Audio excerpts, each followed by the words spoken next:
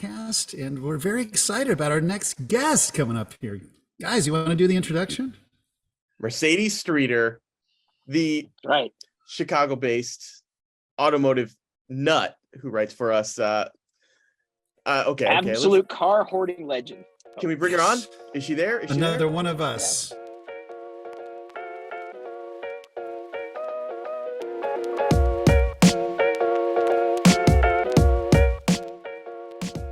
Welcome back to the Autopian podcast.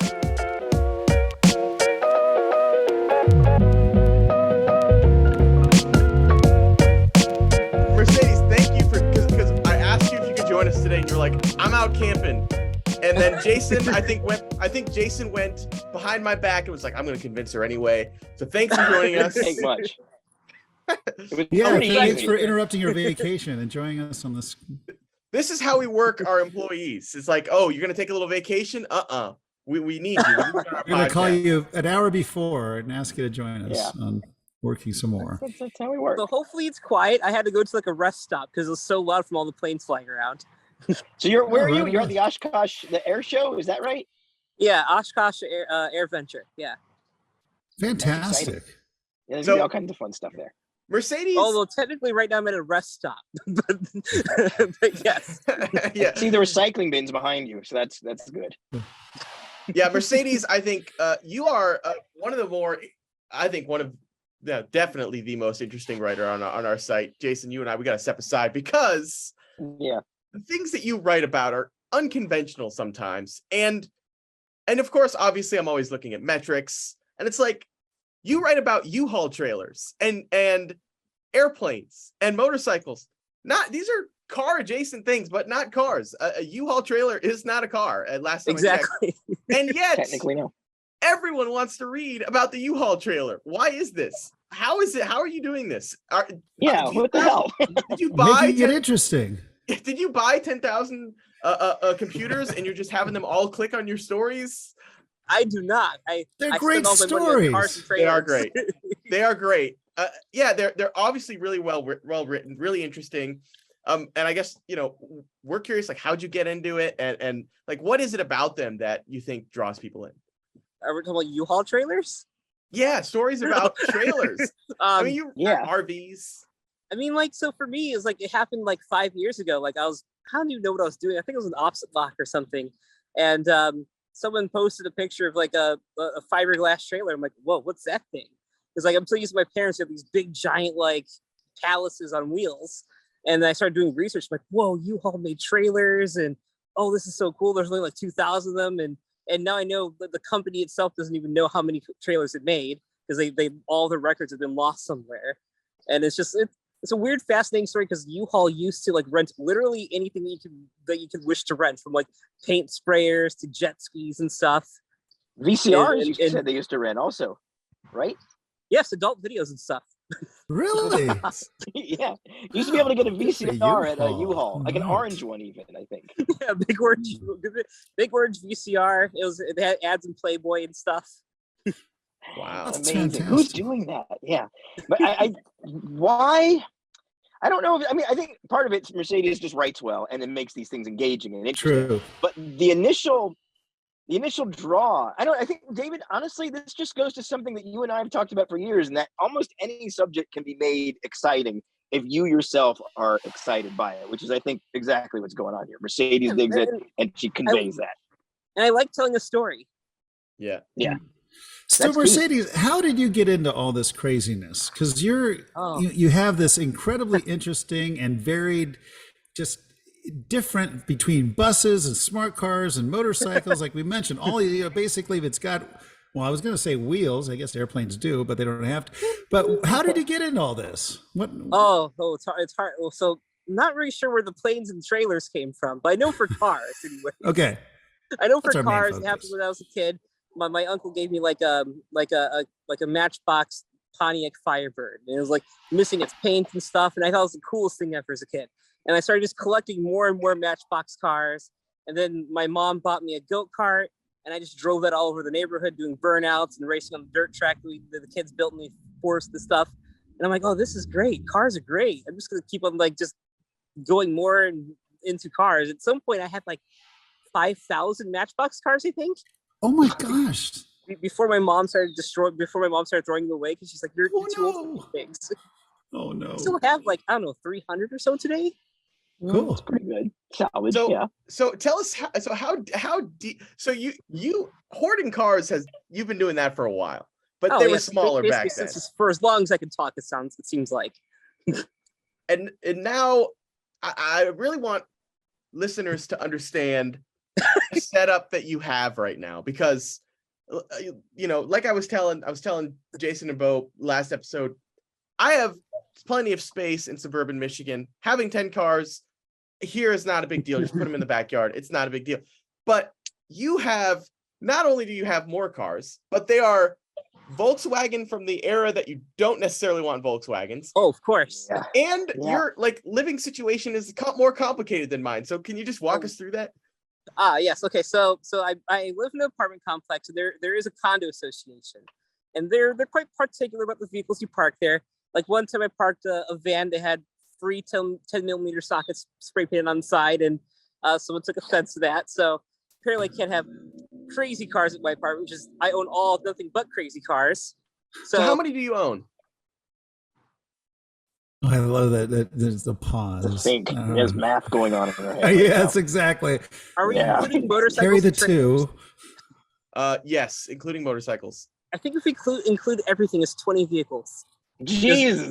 Because there's a Volkswagen that I can't sell right now, so I'm up 1.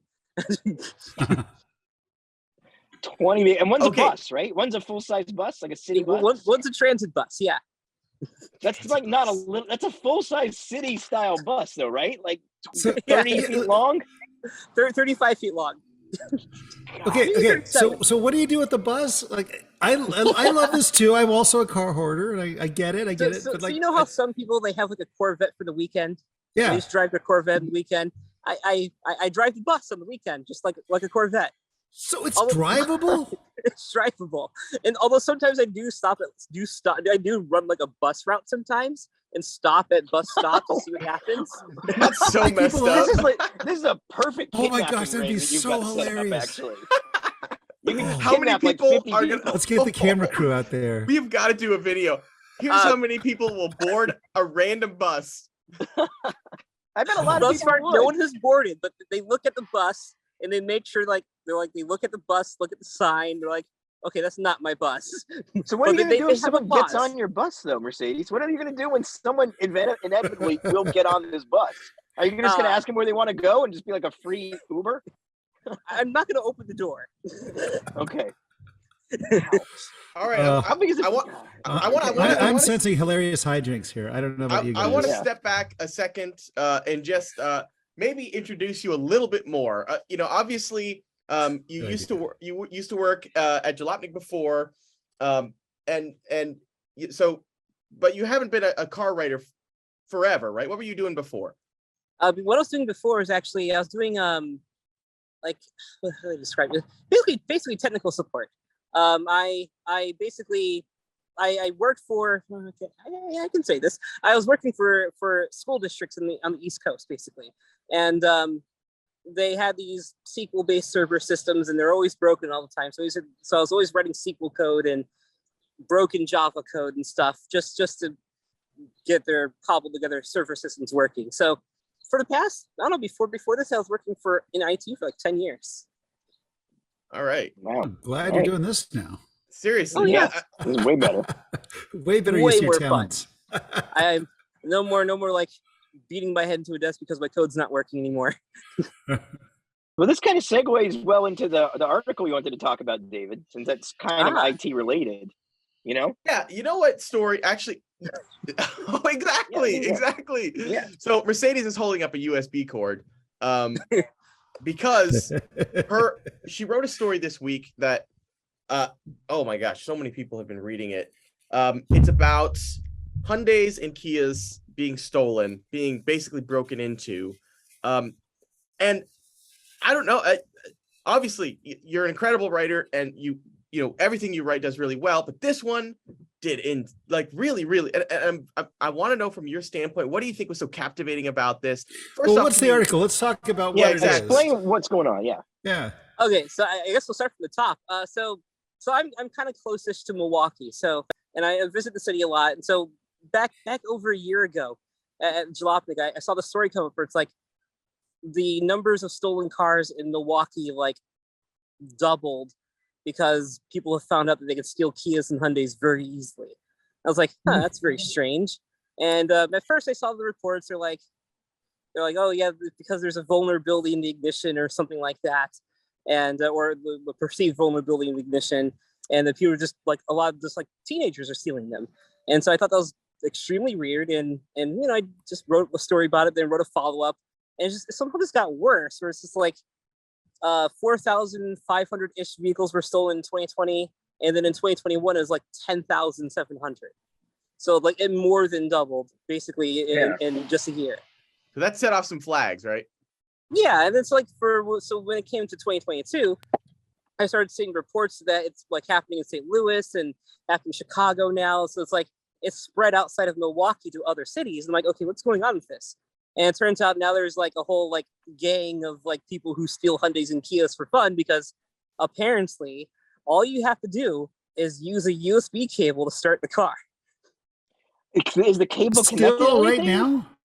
So the cable, I'm not sure how much I want to explain this, but basically you just people have found out that you can either force the windows down or just break the windows, get in, and apparently if you break the windows, the alarm doesn't go off.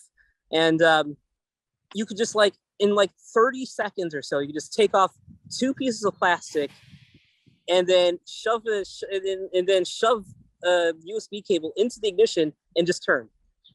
Wait, so the USB cable isn't actually making a data connection of any kind? No, this is just a physical size, just the physical shape and size of a USB cable happens to turn the ignition. Yeah, that's even cruder than I would have. Right. So crazy. I thought there was some like high tech, hacking going on here. No, you're just jamming it in. Apparently you can use like pliers, you can use like screwdrivers, but apparently a USB cable has just the perfect size. You just go like this and turn.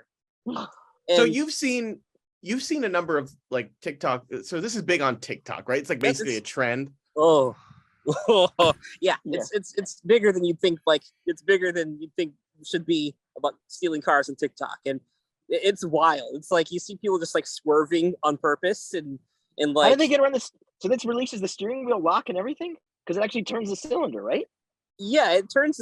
So yeah, it turns. Basically, you're deleting the ignition, sort of.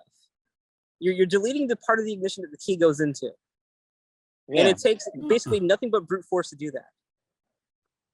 Wow! Wow! So have you heard? Is Hyundai Kia doing anything about this? Yeah, that's right. What's going on now? So reportedly, what the problem is that these cars don't have immobilizers. At least the ones that are being targeted.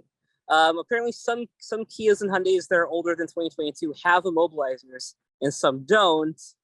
And it's unclear which ones do and which ones do not. But at any rate, the ones that are being stolen, I mean, they're being, you can steal them in less than a minute. And so Hyundai and Kia's statements, both of them have given me statements saying basically our cars meet federal motor vehicle safety standards, and all cars starting in 2022 will have immobilizers. However, there are reports coming out now that people are just stealing the ones with immobilizers anyway, so perhaps the immobilizer is not enough. Wow. Man, this is a mess. Yeah, it is. But I thought it was going to be some complicated. I didn't realize it was just physical. That's the crazy thing. I feel like the part that captivated me is just like there's just 3 elements involved. Just one is just the fact that the thefts have doubled, and then 2, the fact that they're using USB cables to do it, and then the third one is that like there's a whole group of people who are proud to steal Kias to the point where they named their gang after Kias. It's just those. By the way, we are not promoting stealing Hyundais or Kias. No, don't take anyone's Sonata. But we should try it. Dude, got a Hyundai out back. Although if you do own a Hyundai or Kia, you can do it yourself and return the car back to stock without damaging it. Wow. So far as I can tell, what they do, it doesn't actually destroy the car, so long as you don't do it like with brute force. Right. All right. I say we try it. I say we I mean, go over here. I do think we should try it. People are really interested in learning more about this. We on our own vehicles, to be clear about that. Or we have permissions for. Yes. We're not going to actually Amazing. steal anything. No, I'm not don't sure steal how someone's someone's car. smart. Dick move. That's the only Don't do thing. it. Yes. Yeah. Of those of us who have had our car stolen, it is not fun and it is not cool. And it's That against the actually- law. Last time I That know. even includes me because back in 2021, that same van that had free 10mm sockets along the side, that one got stolen by some local drug enthusiast. A what enthusiast? Drug Drug enthusiast. That's what I thought you said. Yes. drug hobbyist. Wow, I Have you really ever like had- that. Another Have you ever had a car enthusiast. stolen, David? Have you had a car stolen, David? Don't even ask me that question. Don't even ask me that question because that's my many? that the answer is no. What? But I'm concerned. Only one. I'm concerned because the two LA guys here are talking about having their vehicle stolen, and I'm worried, folks. I'm worried. See, the thing is, you either have to have a car worth stealing or a Kia. Yeah. I love how you said "or" because like a Kia and we're stealing. There's not a lot of overlap. Oh man, This is like something you can go to jail for many years for. So like, if you're gonna go to jail, steal something like really cool. so I have like I think Again, one of don't my steal things though. Don't steal things though. Yes, please don't steal. I'm worried about my Mustang, which is like a nice, bright red '66 Mustang. It's And a also concern. zero security on that thing. Yeah, there's dude. nothing. You got to get that bar over the steering wheel. I use one. and The club. Yeah, I'm not kidding. Unfortunately, it's true. I mean, that's an Nice. old Ford, so you might be able to start with the USB cable too, but like use it as the actual key. Yeah, Ooh. a screwdriver. Yeah. Gotta Yeah, try no, I it. got the big wedge. Oh. Wow. Good stuff. David, Yeah, while Mercedes is here, do you want to get her opinion on your van situation? Yes. Yes. I want to talk about vehicle inspection for Oh, a couple boy. of reasons. Okay, just in general. Which you're about because- you'll learn new nightmares when you come to California. too. Exactly. I honestly, my favorite vehicle that I own is 1985 Jeep J10 pickup truck, and I can't even bring that to California because I know there's 0% chance it's going to pass emissions. Zero. Doesn't even have. There's no way. It doesn't have the same since '74 though. You just need to find get a wrecked '74 and just do a little bit of a VIN swap. No, I mean, like no. half my cars have check engine lights on, so I feel you there. Anyway, living in Michigan, zero emissions inspection, zero safety inspection. I mean, Jason Torchinsky and I drove. I don't know if we should admit this. Whatever. Too late. Yeah. Remember that postal Jeep that I bought? Oh, Jason? I bought it from Terrifying. I bought it from Indianapolis, Indiana, and before I meticulously fixed it and made sure it was incredibly safe before I went all the way across the country and back. Meticulously. Before that, it was the worst car possibly in the world. I mean, Yeah. it was unbelievably awful. I actually didn't realize at the time how bad it was. But Jason and we had a reader event at Jalopnik because the Detroit Auto Show used to happen in January, and there used to be a big reader meetup at the local karting place. So I wanted to bring the postal Jeep because I figured readers would love that. Problem is, it was like 10 miles from my house, and the postal Jeep I had bought for $500 had a huge 2-foot rust hole in the frame. You paid And- $500 for that? Jeez. Yeah, well, We got to okay. talk. You got to teach me how to wheel and deal, Bo. At Yeah, some dude. point, I think you would have gotten this thing for $50. I mean, really, He would have been paid. And change.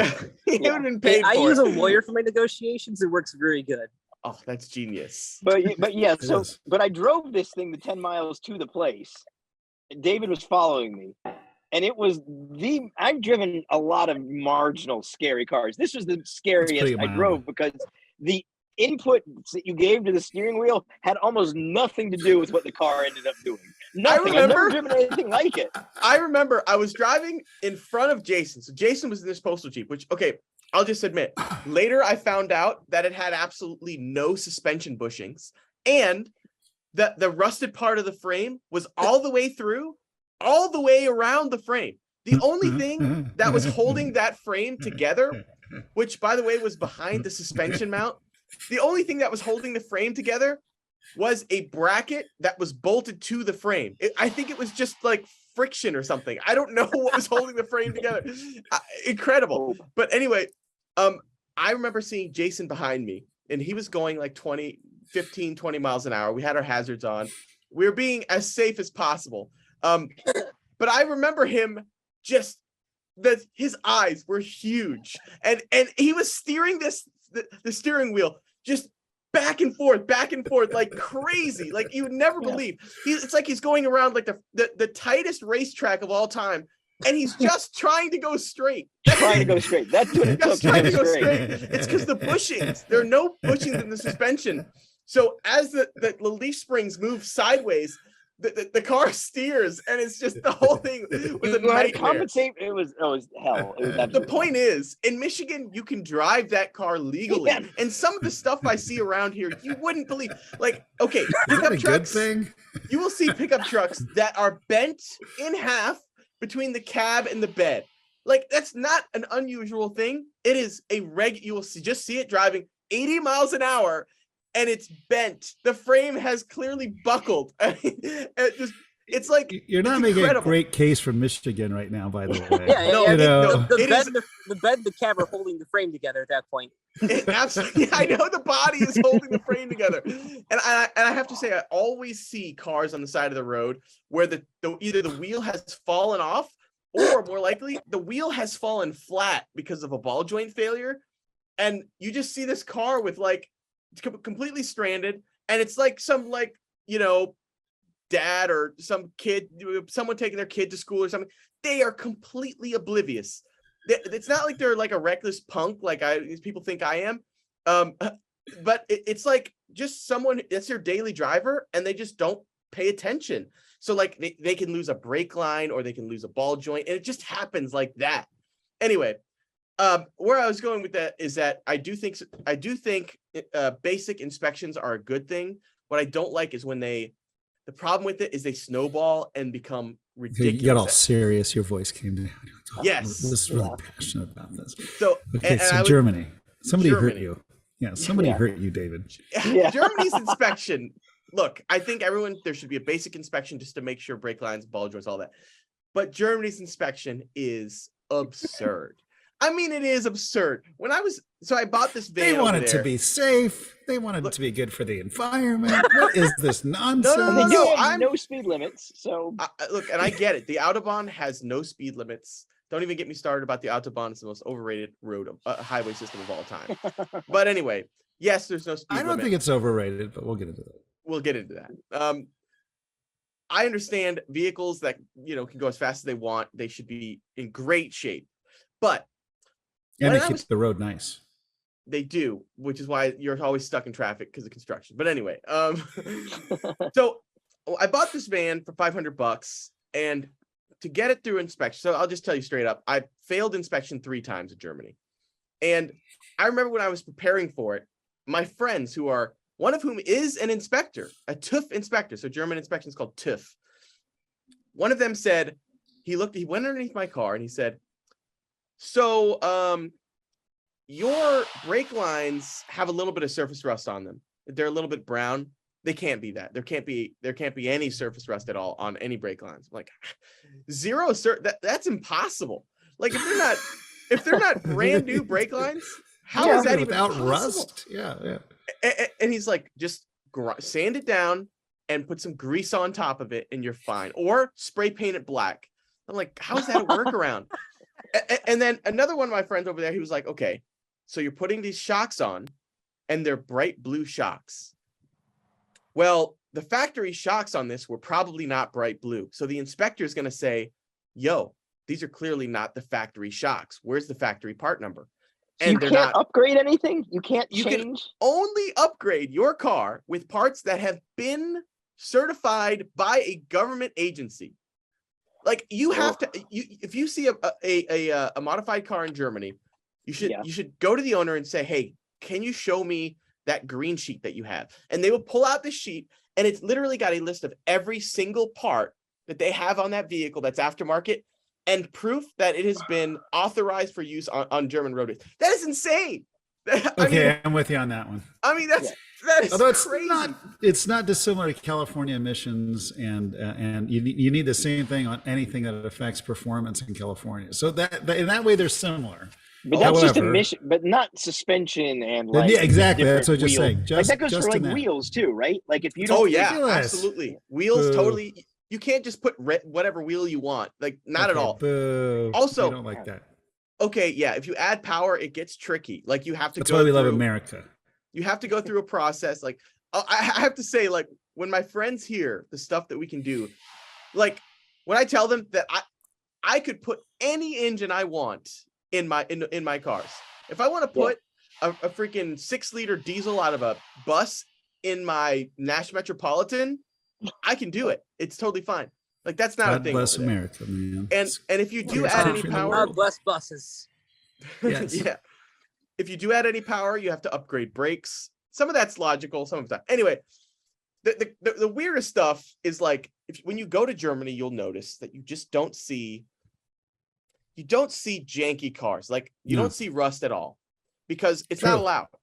It literally is not. You cannot have a rust hole in your car. It's not allowed. It doesn't matter if it's structural or not. It's just the idea is that you could be walking past and you could like scrape your body. A pedestrian could like get cut on the bus or something. It's a nonsense. It really is nonsense. What about things like curb feelers or Great stuff question. that you could like actually, or you have a hood ornament that's got pointy things on it? Like, will they let you do that aftermarket? Doesn't affect performance, but you could scrape yourself against it or something. Honestly, it depends on the inspector. I will say that like any chip in your windshield, like if it's a chip, and if they say it's somewhere in your line of view and it's a chip, that's it. New windshield. What about those seats with the little wood ball things? The beads. So yeah, the beads. What are the bead seats? Are those allowed? Yeah, I don't know if yeah, those little wooden beads. I don't know if the German government needs to approve those. So what do broke ass people in Germany do? Like if you're just getting your car to go well enough to get you to and from work. Yeah, I guess they think here's the beauty of Germany. Okay. So the last time I just failed like 2 days ago inspection because my headlights were too dim. So they do check the brightness and the beam pattern, and the brakes, by the way, have to be within 25% of one another in terms of braking force. So your left wheel and your right wheel have to brake within 25% in kilonewtons. It's all incredible. They have a machine that like there's a gauge. It's amazing. Anyway, your question, Jason, again was if you're broke, what do broke ass people do? If you're broke. Here's the great thing. Okay. The great thing about Germany is you can buy a car for so little money. I mean, little money. It's incredible. You can buy a legitimate car that just needs some things for €100 or €150. Not like $500, like you're paying for postal jeeps. Jeez. Seriously. Is this because they have minor things and can't pass inspection, but a little bit of money would? Is that why? That's right. Yeah. What it comes down to takes thousands to pass inspection. That's why. It's exactly right. If you can do your own work on a car, you can get something over there for like €200 and just put like a couple €100 into it and you're set. It's like, it really is amazing. Huh. All right, Mercedes, we're gonna have to go over there and find some cool cars for €100. Yeah, and Twingos, man. Yeah, what would you pick over there, Mercedes? Is there anything you'd have your eye on? I can't legally import it yet. I'm same. David likes his car with me. It's the Audi A2. Ah, okay. We're gonna get a fleet of them. To me, it looks like a 4-seater, like a 4-door Audi TT. So I just love that look. Oh, yeah. Cool. What year is that car? I think the earliest is a 2002. Oh, okay, so yeah, 5 more years. Yeah, or you can find a way to sneak it through somehow. You know, you can bring it through Mexico. The Audi, by the way, the Audi A2 is. I think the layperson would think the A2 is hideous, but why was the A2 so great? It was the efficiency, wasn't it, Torch? No, I think the A2 is because it was known for that, and it's the tall one, right, with the hood that you can't really open. Yeah, the fake hood. I'm just trying to bring a picture up. They're very cool. We should look at them because they were like those Mercedes that I like that no one else likes, the A-Class, like those tall, strange. They're packaging triumphs. I think they're fascinating also. And I think the A2 they are a packaging triumph. They do so much in such a little space. And the A2, the design language of that era is so clean and good. They're Bauhaus style. I get it. I think they're fantastic. There's one particular version of it called the 3-liter. Okay. Oh, and yeah. it's not that it has a 3-liter engine. It's called the 3-liter because it gets 3 liters per 100 kilometers of fuel economy, which is 78 miles per gallon. Yeah, that's amazing. It's not, you're not really going to get, but it gets incredible fuel economy. It's like this weird aluminum. It's like, and you see them everywhere in Germany still, even though they're 20-something years old. It's, yeah, I think we need to get a whole fleet of them for us at the Autopian. Totally agree. What else? What else is forbidden fruit that we're looking at over there? Anything getting Twingo. I want a Twingo. I think a Twingo is a charming little car, and I think that would be a fun thing to have. That would be. I feel like that's a very practical. You could use it every day, save on gas, and it's very happy and fun. And a Clio V6, the engine right there in the middle back. Yeah. Any of those? I'm trying to think what other ones. Smart Renault Clio, the V6. Smart Roadster. Oh, yeah, that's a cool car also. I mean, well, let's talk about your smarts. Oh boy. Oh, yeah. Do we have time for that? I think approximately 25% of my fleet are smarts. Yes. The micro car of America. And at this what point, made you interested in smarts to begin with? What drew you to the smart? Always a fantastic question. It happened when I was either 15, 14. It was 2008. That's all I remember. It was in 2008. And my dad had wrecked another car. And he had a thing for running, like he had like a Saturn, and he like hit a curb at 60 miles an hour, just obliterated the unibody. And my mom's like, we should go look at these new smart cars. They get tons of gas mileage and stuff, and it'd be perfect for your dad. So we go to Lake Bluff, Illinois, where a smart dealership was. And it's like, first it was like walking to like an art gallery. They had art on the walls, and they had the guy wearing like a tuxedo and stuff. And he's like, you can't buy a car because there's a waiting list that's a year long, but you can look at the ones in the showroom and put $100 down for a reservation. And as he showed us around the showroom, I'm like, oh my God, it's like plastic, and you can see through the roof, and the whole roof is polycarbonate. And I'm like, 15-year-old me was like so like blown away about how they fit like a real car into such a small space. See, and then like rear engine, rear wheel drive way out. Like, right. Oh, it's so great. It's a great design. You are right about that. Swatch. Yeah. It is it's in the enthusiast space. It doesn't get enough credit if you consider rear wheel drive, rear engine, and this engineering wise, like the safety cage situation. It's and back in those days, you could go to the dealership, buy a set of panels for $900, and in 3 hours have like a whole new color for your car. What? That's really? That's right. Cool. Yeah, all the body panels, the hood and the doors could all come off, and you could. And remember they had pattern ones I for a didn't while. know that. That's rad. There's only clips and a few bolts holding them on. Like today, it's very hard to find panels because Mercedes is no longer making them anymore. But back in those days, like if you want to just change if you want like a yellow car the next week, you just go to the dealership, buy some panels, and 3 hours later, you'd have like a red car that's now a yellow car. That's so cool. So, what are the different smarts that you have? Oh boy. I'll start with the first one. The first one's a 2012 4.2 Passion Coupe, or however you say it. That was my very first. It was my teenage dream car. I like that's the car I went to like after I saw the smarts at the dealership. I went to school the next day. Went to the lunch table like a smart's my dream car, and that's right. Was mercilessly mocked for like 4 years for that, and. But in 2012, I finally got the money to buy one, and I bought it. I was so happy, and it's been treating me nice. And now it has 160,000 miles. I've taken it off road. I've towed trailers with it. Let's see, what else have I done with it? It's most people don't think of an off-roading tow truck and think of a smart. You know, that's cool. Yeah. And then the second one I got for free, actually. Well, no, the second one did not get for free. That's the third one. Second one, so the 2012 caught on fire at some point. I think someone sabotaged me because I was competing for an IT contract. It was like 34 people for one contract, for one full-time position. And one day my car mysteriously just caught fire on the way home. And I noticed that the oil filter was no longer even there. And I was like, okay, that's weird.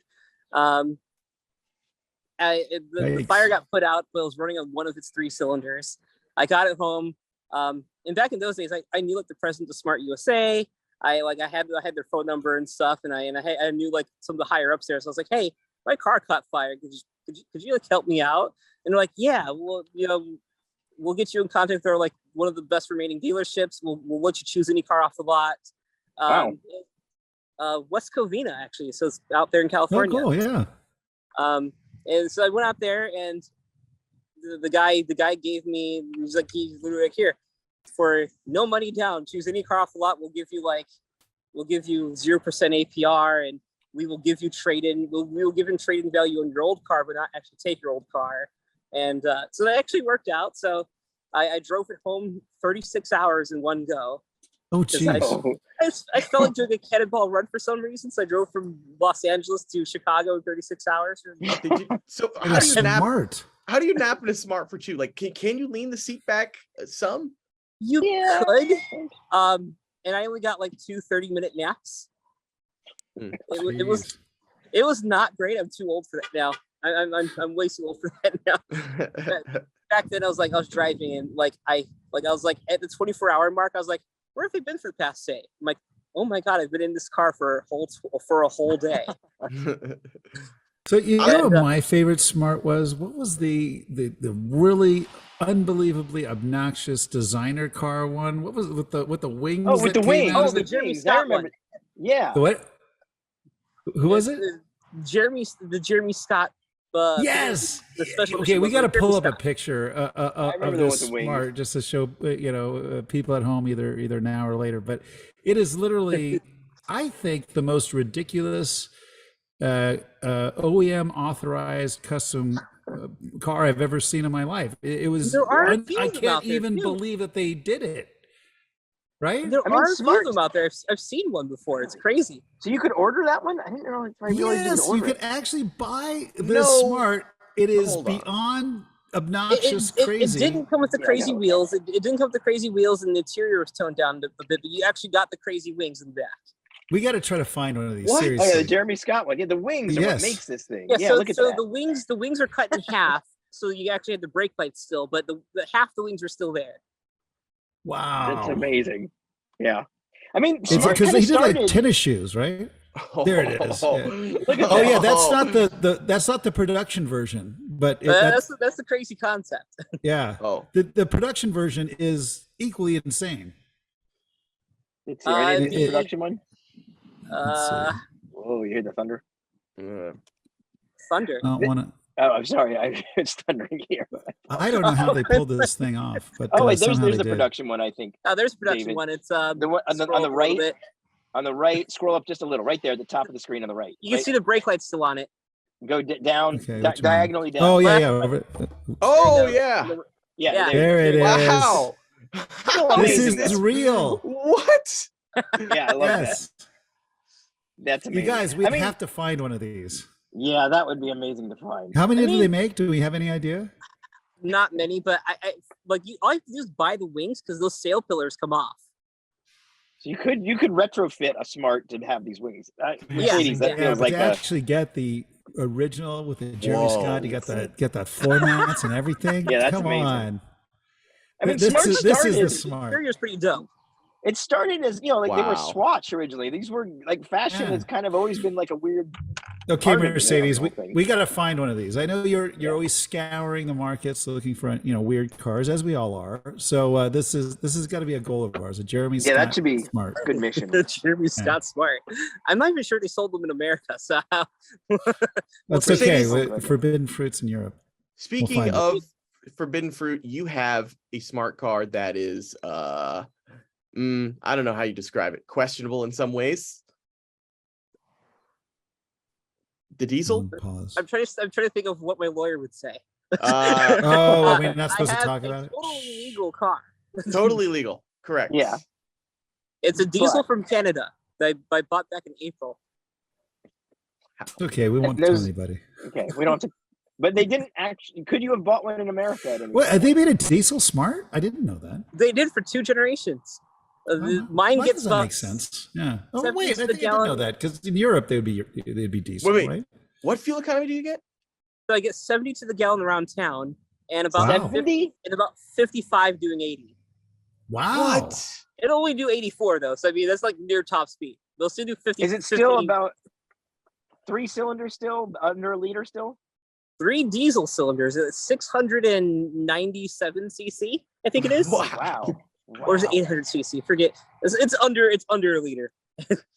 Whoa. Under a liter. That's amazing. It's got the most adorable turbo, and the previous owner put like a blow-off valve on it, so every time you shift, it's like choo, choo.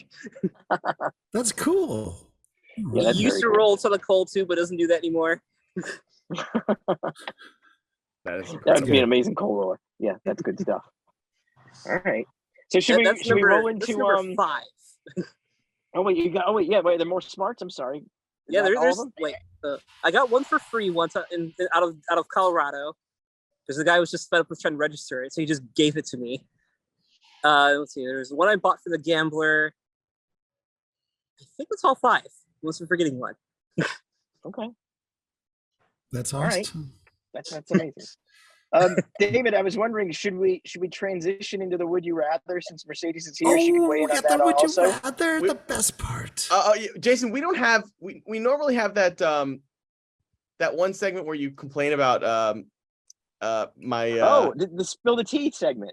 but I don't Spill think the tea. I don't think there's any tea to talk about today. No, this week's been pretty tame actually. Well, we already talked about tea in the tank, so We didn't talk about tea in the tank. That's but, yeah, right. I don't think I have anything to complain about David doing horrible to me this week. So today's final segment will be Would You Rather, where would Jason you will go- rather? Yes. Oh, All right, so Yeah. So I was The trying to fever make this a dream regular of thing. Jason. I've been trying to do a regular thing, automotive related would you rathers. So I missed a couple weeks, but we're back on it now. So we're gonna do it at participatory style here. So okay, so this week, basically it's 2 scenarios. Each scenario has good parts and bad parts, and then you're gonna decide which of these scenarios would you rather be part of your life. Okay, so scenario 1, we're calling the combination platter. So basically, this one, I have a whole story here about how you're driving around, you see a red lobster by the side of the road. You get drawn to this one lobster in the tank who's making eye contact with you. This lobster Like turns a out to real be lobster, not a restaurant. So a real lobster, and yes, Oh, you're at a okay. red lobster. You're going to the tank because you go in to eat. Oh, okay. Tank of lobsters. One of them you lock eyes with. You see his Okay. little beady stalk eyes, and your eyes you lock in. He's broadcasting into your brain, and he lets you know he is the emperor of all lobsters. He's the magic lobster with powers. And if you get him to escape, he will give you a reward. So you grab him, you run out, you go to a ravine, you dump him in there, and he says, like, thank you as your reward. And he presents you with this silver platter, materializes between you. And he tells you, if you park any 2 cars above this silver platter, they will combine into a car that has the absolute best qualities of the 2 cars you put on there. And you can drive that car forever. But it also produces a car that has the worst qualities of the 2 together, and you have to drive that one about the same amount. So that's the first situation. And this could be an amazing thing. You could take a Lotus and a school bus, and you'd have something that can hold 30 people and can carve the canyons. Or you could take a Prius and a Lamborghini, and you can have a fast car that gets 50 miles per gallon. But at the same time, you also have something cramped and slow with difficult to service. That you get so best and the worst. All right. That's scenario 1 that you're offered, the magic combination platter. Scenario 2 is, okay, you decide you're going to do a lot of Instagramming of car stuff. You become very popular. You have a huge following, but it's getting expensive mostly because of gas. You do a lot of road trips like David does, and you're really losing your shirt on gas, but you're getting sponsors who are interested in you. One of the sponsors is the American Egg Council, and they present you with a deal. They say, hey, we love what you're doing. We will pay for all of the gas you use, but for every gallon of gas, you have to eat 2 eggs. So if you're going to fill up your car with 10 gallons, you have to eat 20 eggs. And they're going to check. They have ways of checking your stool. So, this is an free easy gas, one though. for me. So which do you do? So do you do the lobster giving you the combination platter that makes a best car qualities and a worst car? Or do you get free gas for life as long as you can eat 2 eggs per gallon? So we'll round robin. Bo, what's your call here? Which one are you This is so easy for me.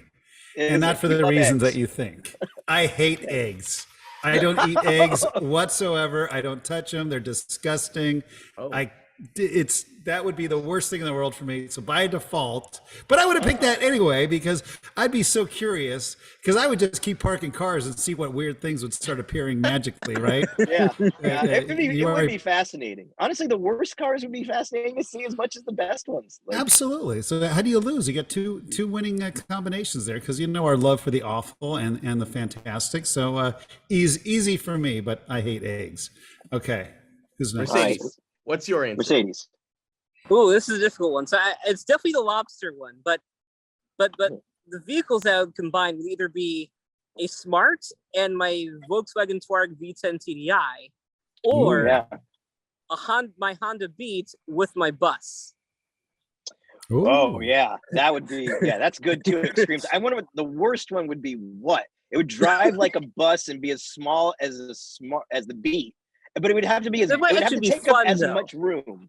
It would have to take up as much room as the bus, but have as much interior space as a Beat, I think, for the worst. Yeah, something as big as a bus with as room as a Beat with the Beat's engine.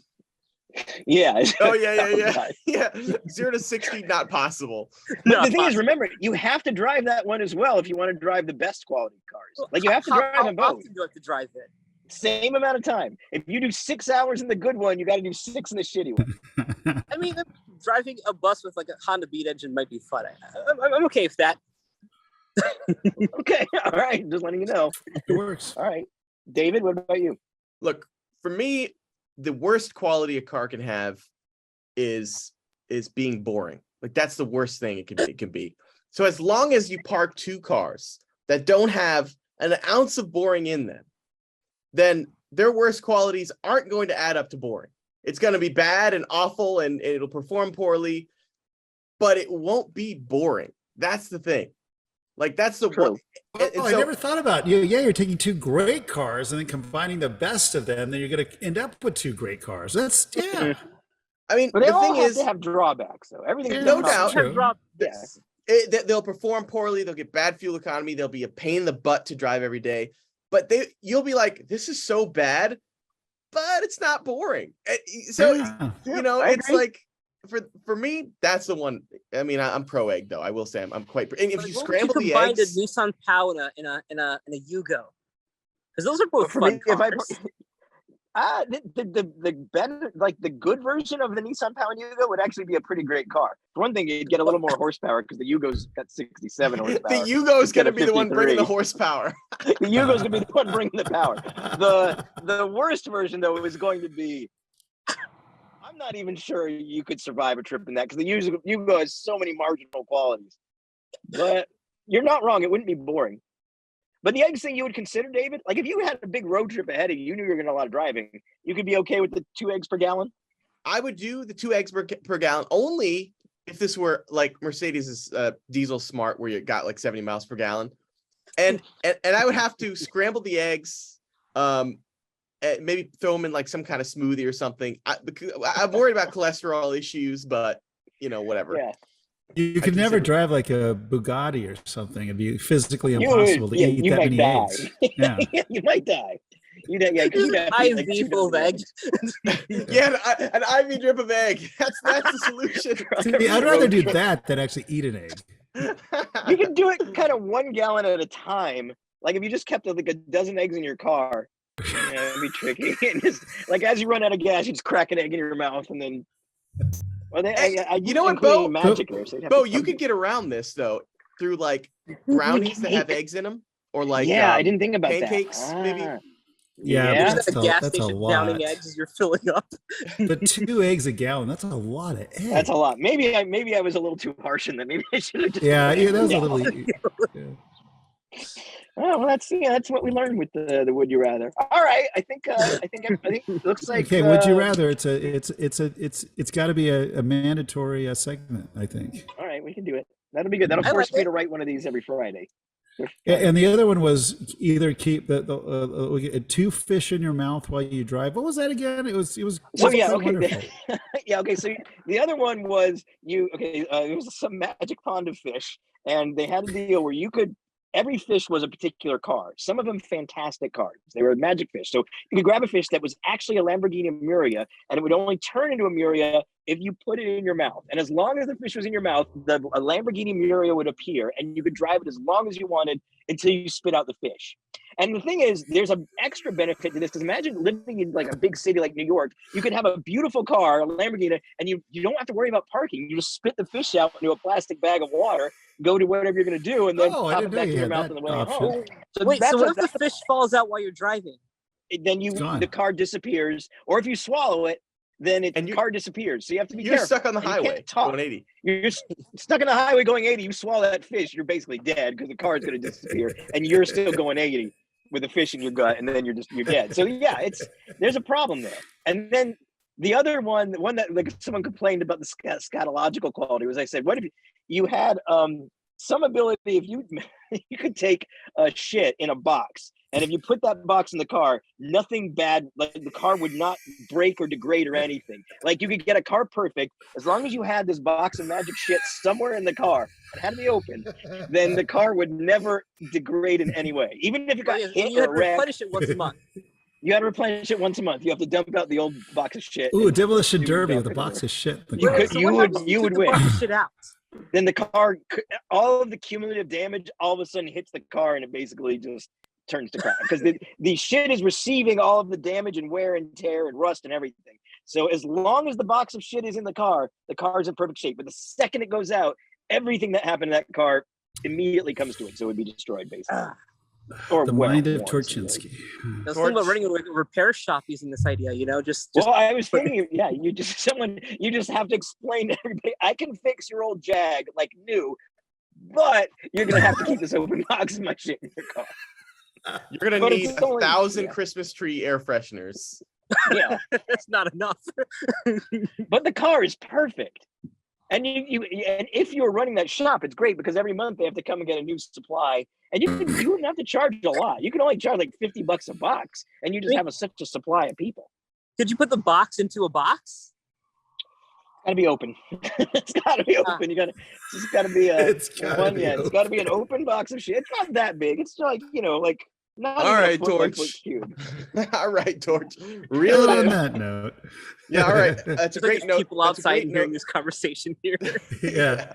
It's a great note to conclude this podcast. Mercedes, you're going to an Oshkosh air show. Yeah, it's the Experimental Aircraft Association Oshkosh Air Ventures. Basically 600,000 people, thousands of planes just buzzing all over the place for a whole weekend.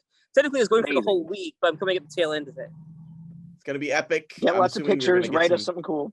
Yeah, I want to hear about it. I'm trying to convince someone to let me fly a plane. I brought my logbook. I brought my student pilot license.